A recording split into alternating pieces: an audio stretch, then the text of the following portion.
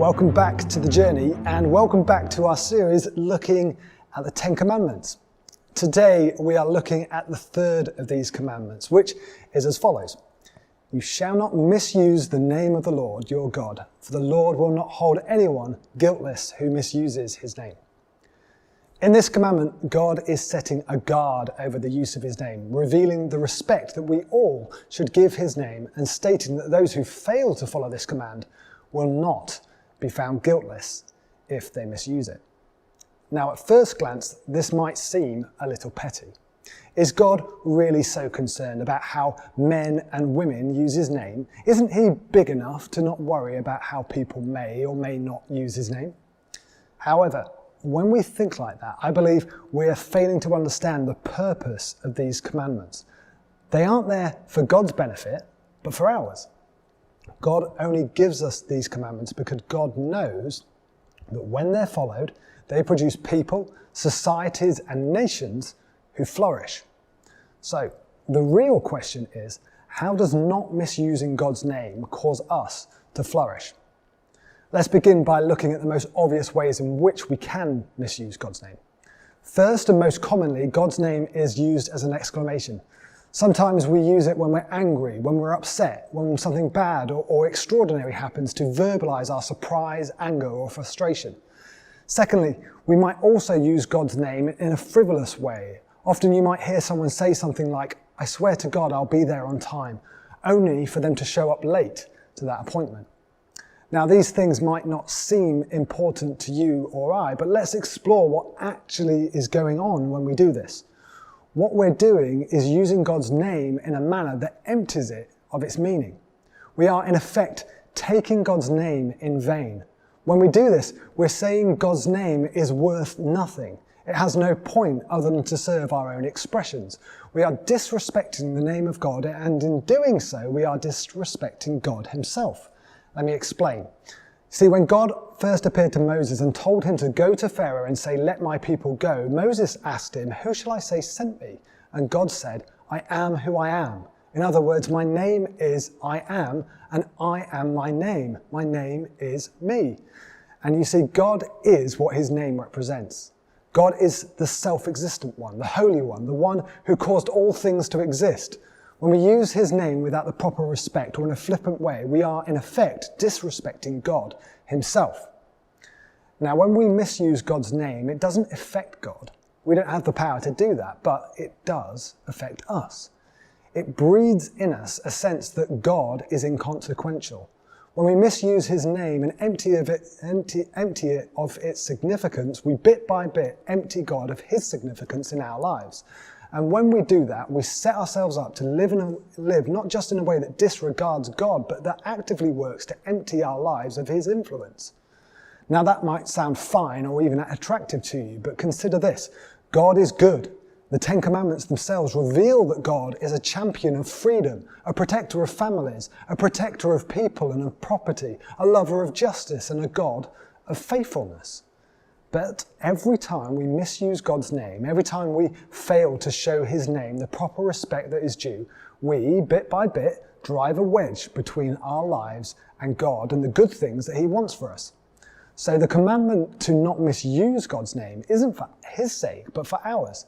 But God goes further in this command and says that anyone who does this won't be held guiltless. Now again, at first glance, this might seem a little harsh.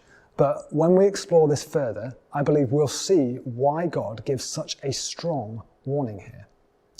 When the 10 Commandments were first written down, they were given in Hebrew. And when the Hebrew word for misuse is translated here, it can mean carry, causing the command to read, "You shall not carry the name of the Lord your God in vain." What then does it mean to carry God's name in vain? Well, it means to carry God's name in an unworthy manner, or more precisely, to associate God's name, and thereby God himself, with something that God does not associate himself with. And why is that important? Well, think about the people who you know in your life. Think about your spouse, your parent, your child, your brother or sister. When someone says their name, it will conjure in your mind thoughts, experiences, feelings, and attitudes you have about that person. A name is much more than just a name. And what God says about himself is that he is a good and loving God who cares for the people he created and wants them to flourish in every way. What happens when we carry the name of God in vain is that we ascribe to God actions, attitudes, and instructions that he has not spoken about himself or given. One of the most evil things we can do is to ascribe to God something that he has not said about himself or command in his own name. Let me give you an example.